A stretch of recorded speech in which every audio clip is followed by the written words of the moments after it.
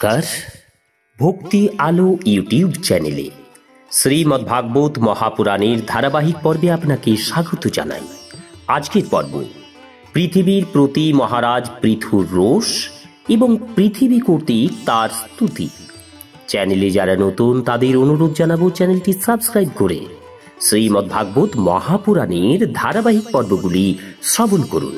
আসুন আজকের পর্ব শুরু করি পৃথিবীর প্রতি মহারাজ পৃথুর রোষ এবং পৃথিবী কর্তৃক তার স্তুতি।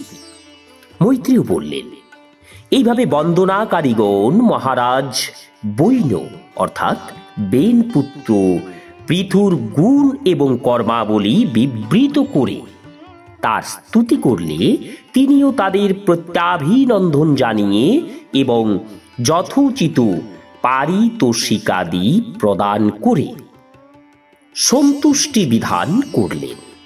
এরপর তিনি ব্রাহ্মণাদি 4 বর্ণ, নিজের সেবকবৃন্দ, মন্ত্রী, পুরোহিত, নগরবাসী, দেশবাসী, ভিন্ন ভিন্ন ব্যবসায়ী এবং অন্যান্য আজ্ঞানুবর্তী ব্যক্তিবর্গকে যথোচিত সম্মান প্রদর্শন করলেন।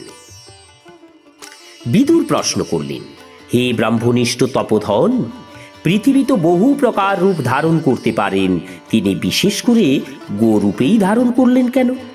যখন মহারাজ পৃথু তাকে দহন করলেন তখন কেই বা তার বৎস হয়েছিল, আর সেই দহনের পাত্রই বা কি ছিল? পৃথিবী দেবী তো পূর্ব হতেই স্বভাবত বন্ধুর, অসমতল এইসব ছিলেন। পৃথু কি করে তাকে সমতলে পরিণত করলেন? ইন্দ্রই বা তার যজ্ঞীয় অশ্ব হরণ করেছিলেন কেন? ব্রহ্মজ্ঞ শ্রেষ্ঠ ভগবান সনত কুমারের কাছ থেকে জ্ঞান এবং বিজ্ঞান লাভ করে সেই রাজর্ষি কোন গতি প্রাপ্ত হলেন? বেনপুত্র পৃথুরূপে ভগবান সর্বেশ্বর শ্রীকৃষ্ণই অবতীর্ণ হয়ে পৃথিবীকে দহন করেছিলেন। অতএব পুণ্যকীর্তি সেই ভগবানের পূর্ব দেহের অর্থাৎ পৃথুরূপের সঙ্গে সম্বন্ধযুক্ত আরও অন্যান্য যেসব পবিত্র যশ কথা আছে, আপনি সে সমস্তই আমার কাছে কীর্তন করুন। আমি আপনার এবং শ্রীকৃষ্ণের নিতান্তই অনুরক্ত ভক্ত।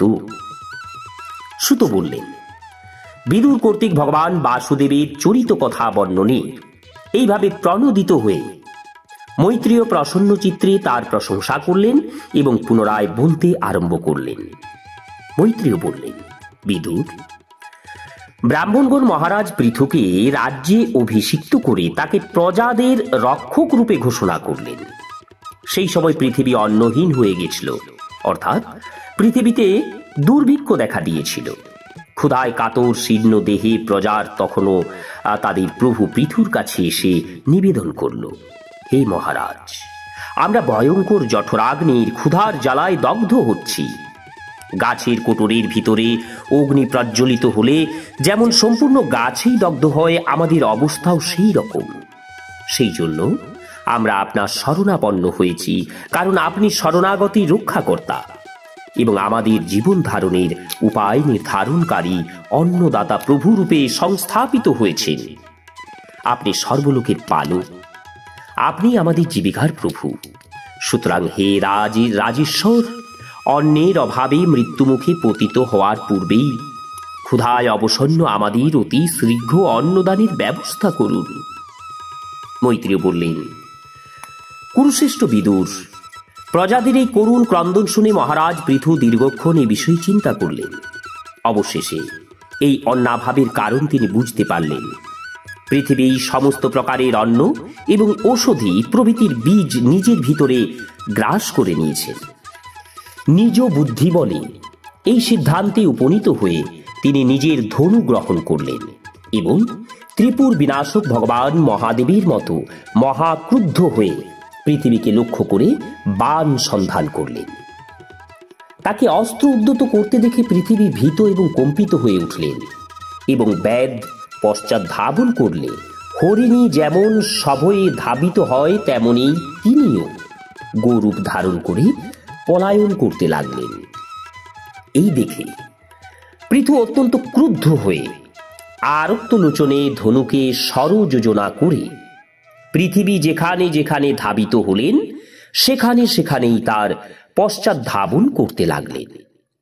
দেবী পৃথিবী এইরূপে দিক বিদিক, স্বর্গ, মর্ত, অন্তরিক্ষ যেখানেই গেলেন সেখানেই নিজের পশ্চাতে উদ্যত অস্ত্রে পৃথুকে আসতে দেখলেন।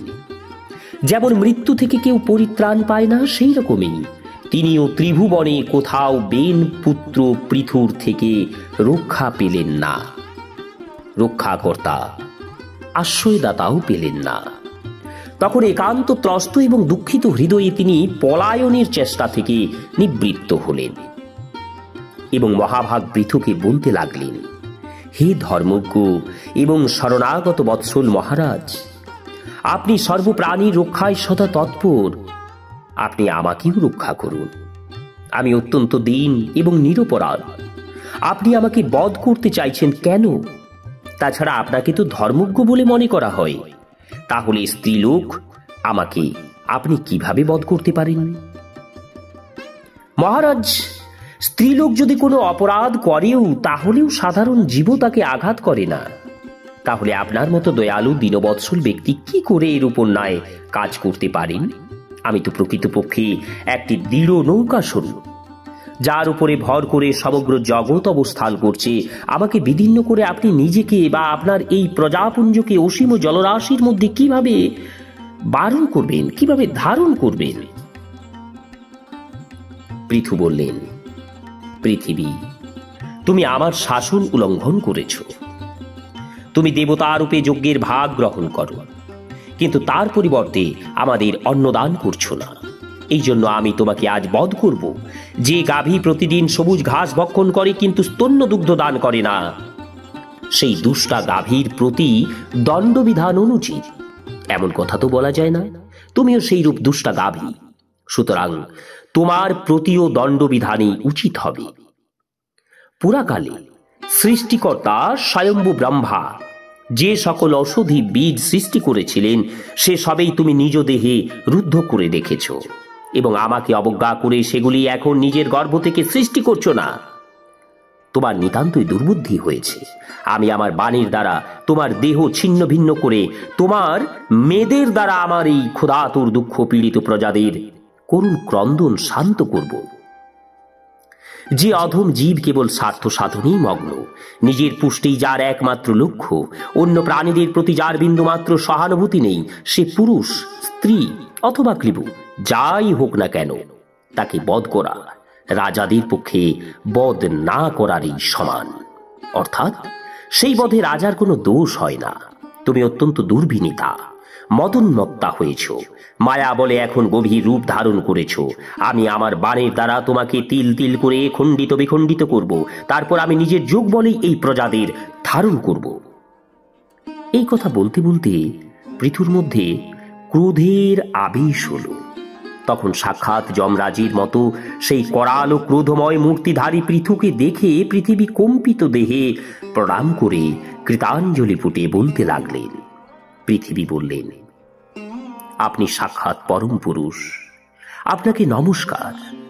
আপনি মায়া দ্বারা অনেক প্রকারের শরীর ধারণ করে গুণময় রূপে প্রতীত হন, কিন্তু বাস্তবিক পক্ষে নিজের স্বরূপানুভূতির স্তরে আপনি অধিভূত, অধ্যাত্ম এবং অধিদৈব সম্বন্ধে অহং বোধ এবং তার থেকে জাত রাগ দেশ প্রভৃতি থেকে সম্পূর্ণই মুক্ত।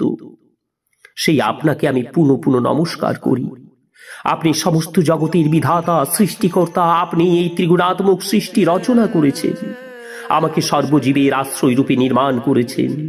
আপনি সর্বপ্রকারেই স্বতন্ত্র, স্বেচ্ছাধীন, অন্য কারো বশবর্তী নন।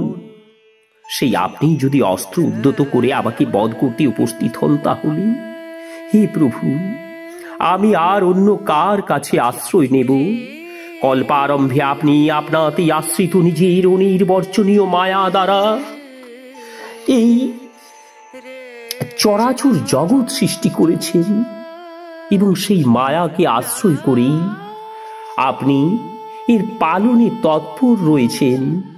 আপনি তো ধর্মপরায়ণ, তাহলে গৌরূপধারিণী আমাকে বধ করতে ইচ্ছা করছেন কেন?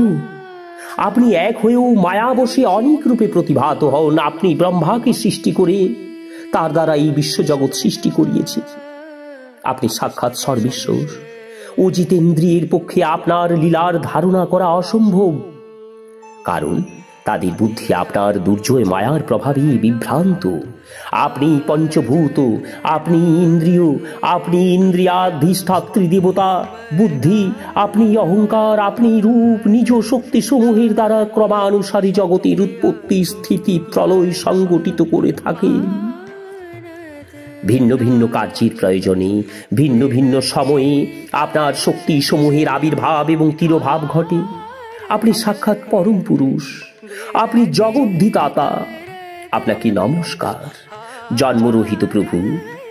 আপনি নিজের রচিত ভূত, ইন্দ্রিয় এবং অন্তঃকরণ রূপ জগতের স্থিতির জন্য আদি বরাহ রূপ ধারণ করে আমাকে রসাতল থেকে উদ্ধার করে জলের উপরে নিয়ে এসেছিলেন। এই প্রকারে আমার উদ্ধার সাধন করে আপনি ধরাধর নাম লাভ করেছেন। সেই আপনি আবার আজ বীর মূর্তিতে জলের উপরে নৌকার মতো অবস্থিত আমাদের আশ্রিত প্রজাকুলকে রক্ষার অভিপ্রায়ে অতি উগ্র বাণ সন্ধান করে অন্নাদিরূপ দুগ্ধ প্রদান না করার অপরাধে আমাকে বধ করতে ইচ্ছুক হয়েছে। আপনার এই ত্রিগুণাত্মক জগতের সৃজনকারিণী মায়ায় আমার মতো সাধারণ জীবের চিত্ত মোহগ্রস্ত হয়ে যাচ্ছে। আমরা আপনার ভক্তদের প্রতি লীলারও উদ্দেশ্য বুঝতে পারি না, সুতরাং আপনার কোনো কাজের প্রকৃত তাৎপর্য আমাদের বোধগম্য হবে না। এতে আশ্চর্যের কি আছে? অতএব আপনার সেই ভক্তদের প্রতিও নমস্কার জানাই, যারা ইন্দ্রিয় সংযমদাদির দ্বারা বিরচিত যশ বিস্তার করেছেন। তারা আমাদের প্রণম্য, বারবার তাদের নমস্কার। নমস্কার। আজকের পর্ব এখানেই শেষ করছি। আগামী পর্ব পৃথিবী দহন। চ্যানেলে যারা নতুন তাদের অনুরোধ জানাবো চ্যানেলটি সাবস্ক্রাইব করে শ্রীমদ্ ভাগবত মহাপুরাণের ধারাবাহিক পর্বগুলি শ্রবণ করুন। রাধে রাধে।